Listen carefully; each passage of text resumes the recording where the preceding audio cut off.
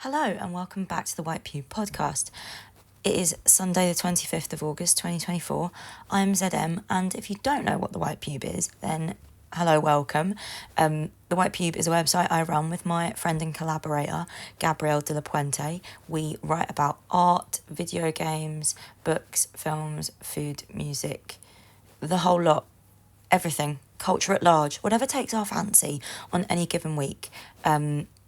We publish the texts as actual texts on thewhitepew.co.uk or .com, and this podcast feed is where we record audio versions of the text so that you can listen to us read it in our own voices.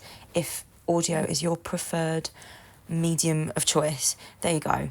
That's the spiel. I will get straight on and into it because this week's text is relatively short and sweet. I'm really enjoying brevity at the moment, like keeping things kind of tight, relatively tight for me, considering like my form for writing long things. But yeah, really enjoying short form, tight texts.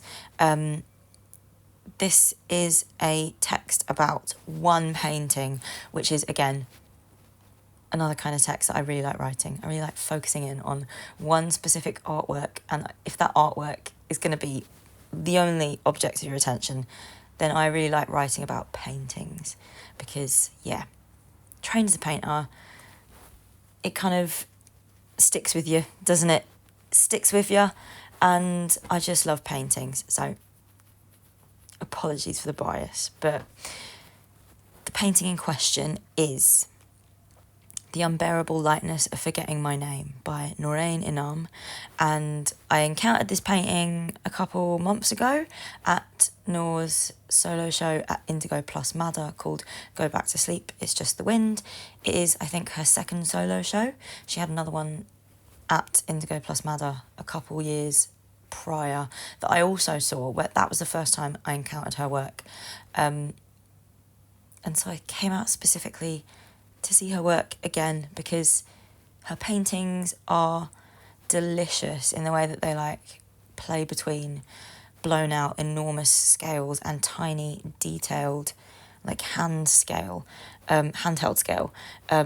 She does a really interesting thing with flatness, and she's also equally fascinated by horses, so a painter after my own heart. But yeah, this text doesn't include horses, but I have written about it for 1,500 words. There we go. I'll get straight into it. I'm on the bottom deck of the bus and my eyes are closed. I can feel the sun blasting through the window. I can see the backs of my eyelids. I have a powerful mind's eye. I close my eyes and retreat into the interior landscape of my head. It is like an other space. A world that is secret and private and just as real as the outside world, just as expansive. My eyes are closed and I can see the backs of my eyelids. I breathe in through my nose. I am trying to remember a painting. A black sky, misted grey in patches, a wide landscape. The land is purple and hazy, stretching out on a rolling curve. It cups the edge of a bay. Waves tumbling over each other in green and blue. It is colour on colour, colours laid flat against each other, blotchy like tie-dye where they splurge and bleed out. This is the frame, the square base of a painting, The Unbearable Lightness of Forgetting My Name by Noorain Inam. It's pretty big. As I stand in front of it, the painting fills my peripheral vision. It doesn't end. I reckon I could stretch my body across it from corner to corner, be encompassed by the image. The sky and the land are zoomed out and distant, like we are looking at a cross-section of the landscape from afar, like a pinched window clipped out of a wider scene. The waves break into fire. Orange and yellow flames lick their way across the shore in a radiant line. Clouds curl over the waves and in the sky, zigzagged with lightning. A yellow sun peeks through like a mystic orb. Stars twinkle in the black sky, little gems in blue, orange, purple with white halos. They look like they are falling out of a cloud. Below them, a line of animals, creatures, beasts, a crane or a swan, a turtle, a peacock with a blue human head and a horse's tail. peacock's head wearing a long purple skirt. Peacock, peacock person, man, peacock person, pony. A prancing pony. They are marching over the land, uphill in single file. None of the animals have eyes. Their heads are flat colour, sometimes their bodies too. The stars are falling on their blank heads, and there is something overwhelmingly sad about this painting. Under the animals, under the black murky paint layer, I can see a ghost of an outline. A line of women with flames on their heads, haunting the shape of the animals covering them. I don't know what happened, where they disappeared to, or why they transformed, but they've disappeared. The Unbearable Lightness feels like a fitting reference to that Milan Kundera novel, The Unbearable Lightness of Being. The painting feels like a magical window into an other space, where everything is distant and fleeting, light touch, strange, and it's a strangeness that can only be existential, metaphorical, or allegorical. It's chewing up the world, looking for something. Generally, existentialism always flips back on itself, from the outside in. It's an extreme interior sport. Landscape, the sublime too, it always shrinks down to a human scale eventually because, well, it's chewing. The human body reasserts itself in pieces. In a vignette at the base of the painting, the soles of 2 feet, reclining and bare. On the left, cardinal east, a black window with a hand outstretched into the void, fingers splayed. Above the sun, a hand extended in blessing, reaching to touch. An ear cut out and cartooned over a wooden window. The women reappear as a border around the sides and bottom, cupping or containing the image. They are hazy but more detailed than the animals. They are standing, seated, dancing, all wearing embroidered dresses, long skirts, veils or belts. They are like angels or sprites, celestial and otherworldly, removed from the action and at a distance on their border. It's important for me to specify that my eyes are closed. I'm in my interior mental landscape and mind's eye. If my eyes were open, I'd be on the bottom deck of the bus or contending with the painting in the real world. I'd have to talk about the way the painting functions in and against the real world. I'd say that Noorain trained as a miniature painter, so the flatness functions in proximity to a subcontinental art historical canon. I'd say linear perspective was a European invention, and I'd inch towards a reasoning that could prop that sweeping statement up from behind. Maybe something about the painterly conceit of two-dimensional space contorting itself away from flatness. I'd say Leonora Carrington, De Chirico, surrealists, symbolists, metaphysical painting. Trace a line all the way back to medieval Italy because that is where that comes from. It'd be a good fit because the angel sprites along the border remind me of the predellas on Renaissance altarpieces, always home to miniature scenes of a saint in real life, on a horse, interacting with a monk, blessings and miracles. It's important for this review to take place in a setting that is mostly imaginary because I want to be able to suspend a bit of disbelief. I want to make the painting float. I want to gently unfasten it from the wall and vanish the space around it so I am actually talking about the image alone, isolated, in a vacuum, contextless. There, floating in imaginary space, a different set of contexts and connections open up. There, within me, my mind's eye, I can commune with the painting in a weirder way. I once had a painting tutor who said, every painting is either a window or a mirror. I remember laughing at it as a very trite aphorism. Powerful simplification, reduction to a fake binary. But what if it wasn't trite? What if this is a very astute point? What if there are 2 ways to categorise images? Outside, inside. Paintings look out, paintings look in. Paintings reveal, paintings reflect. Transparent surface, opaque surface. I guess it all hinges on the premise that a painting is a kind of limit, a point where image bounces back at you, or a boundary between two distinct image spaces. That doesn't feel true to me. I think paintings can be portals, screens, voids, tunnels, lenses, pockets, pedestals, trapdoors, fishbowls, seeds. Paintings are everything because they are other spaces, negatively defined. They're just whatever this space isn't.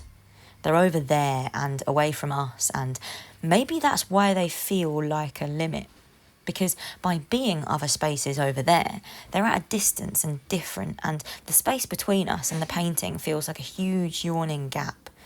This space ends and the painting begins, and so that feels like a limit, doesn't it? Yeah, sure. But what if it flips back on itself from the outside in? What if the painting pierces something inside you? What if the window, mirror, portal, tunnel, trapdoor, fishbowl speaks to the interior landscape of your mind's eye? What if it is a dream? What if it's your eyes shut and looking at the backs of your eyelids, and that's the limit? Not sound woo-woo, but maybe paintings are just feelings, instincts, dreams, fiction, images. What if image is the smallest definition you can crunch it down into? No further. An image isn't a soluble thing. When you imagine something in your mind's eye, what does it look like? How much do you see? If you imagine a person sitting down in a chair, what does that look like? Do they have long or short hair? What does the back of the chair look like before their body obscures it? What is around them in the room, and where's the nearest window? My mind's eye is powerful. It renders these images in snippets. Their hair is long, black, straight. The chair's back is cushioned and upholstered with a scratchy grey cloth. It's next to a table and a bookshelf, and the window is actually a big glass door. I imagine these things individually and powerfully, but only when prompted. Snippets, you see? The mind's eye has got a wider peripheral margin. Tunnel vision. There is something uncanny or overwhelming about Noorain's painting because everything is small, detailed, and rendered with perfect clarity. It is a collection of snippets, imagined and conjured, all at the same time. There is no margin, no periphery, no concentrated centre for focus to land. It is so big and so small. It is so flat and wide. The colours are dark, like jewels. Emerald green, amethyst purple, sapphire blue, and with these dazzling flashes of ruby red puncturing like little stab wounds. It pierces something within me, picks at a scab, and I don't know where I'm bleeding, but I feel the contact. Like that, it makes me want to collapse the distance between the world, my body, and the interior landscape, crumple the void within me. It makes me want to reassert my human body, place myself, feet at the base of the painting in the vignette, left hand to black window, cardinal east, right hand in the void, fingers splayed. I would gently rest my ear against the wooden window and stretch my body across from corner to corner, encompassed by the image. And there you go. That is this week's text. I'm aware that it's not like a review in a traditional sense, so it feels like it ends a bit abruptly. There's no narrative closure. But yeah, I'm having a play around with thinking about ways that I can write towards paintings or towards an artwork, like responding to them with the body. Kind of channel that like early white pube energy of like body reaction and returning to the body. Yeah, I think I said this a couple of weeks ago in another text. I can't remember which, but we've been digging through the archives of like the old texts, like through the website, early years. And I feel still really gripped by the energy that those early texts had, the way that they were about a bodily response. And it seems like something I'm still like continually fascinated by it, like returning to it now, 9 years-ish on. as I've been on all these different journeys around thinking about writing in different ways, I still kind of return to wanting to have a bodily reaction to artworks, and it feels almost like I've got to kind of excuse the fact that that's it. But that's always been it. That's always been the way the writing has been. And this is enough. So there we go. Fine. Have that. Hope you're having a good Sunday. Sorry, this is a bit late. But it is a bank holiday after all. So I hope you're having a good Sunday, and I hope you have a good bank holiday Monday. If you do indeed have it off, I know not everyone does. But if you do, I hope you have a good time. If you don't have bank holiday Monday off, then I hope you find some other time to rest and have a lovely time then. I will catch you next time. Not this week coming, but the week after that. Okay, goodbye. Oh my God, not goodbye. I forgot. Please, can I have an emoji? Thank you. Please, can I have... Because this text is so, like, dark, and it's not, like, dark in the sense that it's, like, spooky. I don't find this a spooky painting. I think Noorain has other paintings that are kind of spooky or magical or more surreal. This one feels quite, like, charmed. Like, it's got, like, a kind of animal enchantment running through it. So please, can I either have... because, like, the background of the painting, the sky is so present. It's, like, overwhelmingly black and matte and misty. Can I either have a black heart or the magical sparkle or, like, the magic wand? One of those three emojis. And I feel like they would make up the traditional 2015 white pube style emoji summary. There you go. Please can I have one of those? Thanks. And okay, I actually will catch you next time.